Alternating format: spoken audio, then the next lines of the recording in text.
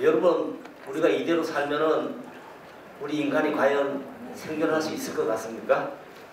1980년대에 지구 환경 용량을 초과했습니다. 그리고 지금은 지구 환경 용량을 1.5배 내지 1.7배 정도 초과했다고 얘기하고 있습니다. 우리가 매달 100만 원의 수입을 가지고 있는데 매달 150만 원을 계속 쓰면은 파탄이 날 수밖에 없습니다. 제가 환경 문제에 관심을 가진 지 47년이 됐습니다. 47년 전에 제가 환경운동을 한다고 했을 때 주변에 있는 동료들이 공이라도 배불리 먹고 싶다, 그런 식으로 얘기를 했습니다.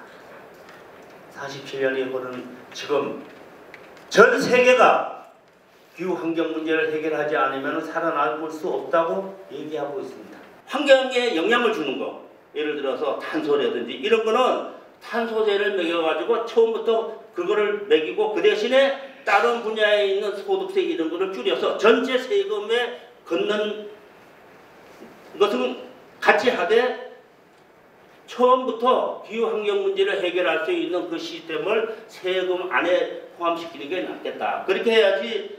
예를 들어서 재생에너지, 그러니까 우리가 재생에너지로 상품을 생산하지 않으면 수출하기가 점점 힘들어진단 말이에요. 그래서 탄소 국경세를 만들고 그게 2026년부터 이제 유럽부터 이제 다 실시가 되는데, 그러면 거기에 뭡니까? 철강, 시멘트, 뭐 알루미늄부터 에너지를 가장 많이 쓰는 기업부터 이제 적용이 되는데, 그러면 우리나라 기업이 생산하는데 들어가는 전기가 어떻게 되어 있습니까? 우리는 지금 석탄이 제일 많습니다. 석탄이 36%, 그다음에 원자력이 29%, 가스가 25%. 그다음에 재생에너지 우리 7%예요. 7%예요. 아니 유럽은 지금 90% 된 나라도 있고, 그다음에 영국, 프랑스 뭐 한 건 전부 다 40%, 50%, 60%인데 우리는 77%예요. 그러면서 이제 나온 게 뭐냐면 원전으로 가자, 그 얘기거든요. 근데 원전은 우리나라가 면적 단위로는 세계에서 밀집도가 1위예요. 그리고 또 원전은 주민들이 반대하기 때문에 기존에 지은 데 말고는 갈 데가 없어요. 그럼 계속 4군데만 들어가는 거예요. 영광, 고리, 월성, 울진. 그래가지고 한 군데 막 10개씩 막 들어가면은 만약에 거기서 문제가 생기면 어떻게 됩니까? 그리고 건설 기간이 아무리 빨리 해도 10년 이상 걸려요. 아니 10년 안에 지금 해결하지 않으면 안 되는 세상이 됐는데 그거를 10년 이상 걸리는 거를 중심으로 하면 되겠습니까? 그러면 어떻게 해야 됩니까? 우리나라가 아무리 땅이 좁다고 해도 태양광하고 풍력을 중심으로 갈 수밖에 없습니다. 그래서 저는 우리가 가지고 있는 기술, 그다음에 역동성, 그다음에 우리 국민들이 가지고 있는 우수한 교육 수준, 이런 걸 통해서 저는 우리나라의 환경 문제를 해결하면 다른 어느 나라도 다 해결할 수 있습니다. 우리가 작은 나라, 적은 나라에 CO2는 세계 7위고 온실가스는 세계 10위고 그렇지만 우리가 앞으로 10년 그거를 뒤로 미루면 아까 얘기대로 지금은 일자리를 만들고 30년 후에 기후 문제, 이거는 불가능합니다. 그래서 저는 이러한 문제 해결하는데 정부, 국회, 기업, 시민사회가 힘을 이제 합쳐야 돼요. 싸워가지고 안 돼요. 싸워가지고. 지금 싸울 여유가 없습니다. 기후변화 리더십 과정, 4차 산업혁명 리더십 과정, ESG 리더십 과정, 그렇게 해서 국회의원들도 많이 참여하고 있어요. 그래서 앞으로 그런 걸 가지고 중심적으로 막 하면은 싸울 시간이 없어요.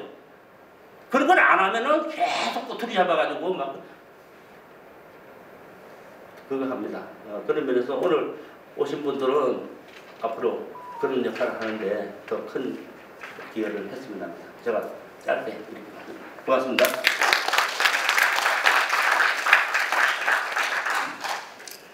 그러니까 플라스틱세라든지 또 뭐 여러 가지 이렇게 발생주의에 따른 그런 세금 체계하고 탄소세 전체하고 가 각각 가능한지 아니면 통합하는 게 좋으신지.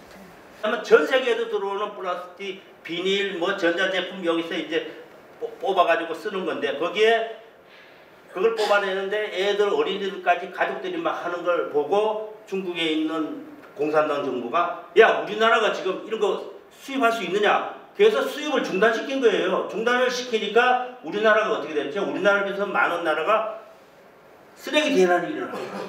쓰레기 대란. 그 다음에 바깥으로 이렇게 나가가지고 바다로 나가서 바다에 우리나라보다도 더 큰 쓰레기 섬이 몇 개나 있습니다. 몇 개나 있어요. 그러니까 이제 할 수 있는 거는 플라스틱이나 이런 거 대신에 대안을 만드는 게 이제 중요하죠. 그래서 대안 만드는 게 대장균 있죠. 대장균으로 합성을 해가지고 플라스틱 같은 물질을 또 만드는 거예요. 카이스트의 이상혁 교수님이 그런 거 만들었거든요. 그러니까 결국은 기술을 통해서 할 수 있는 게 있고, 그 다음에는 한 번 쓰고 버리는 건 이제 안 된다. 한 번 쓰고 버리는 것은 안 되니까 여러 번 쓸 수 있도록. 그래서 저희 환경재단에는 일회용 하나도 없습니다. 하나도 없어요. 그래서 불편하지 않아요. 독일이나 이런 데 가면 다 유리병이에요. 생수도 다 유리병입니다. 근데 미국을 잡았더니 뭐 미국은 모든 게 일회용. 쓰레기, 음식 쓰레기 그냥 다 버리거든요. 그래서 저는 그거는 개별 단위로 할 것이 아니라 전체적으로 그런 것을 많이 쓸 수 없는 시스템을 만들어내고 그 다음에 그것을 생산한 생산자 부담의 원칙으로 가야 됩니다. 그렇지 않으면 뭐 통제가 안 돼요.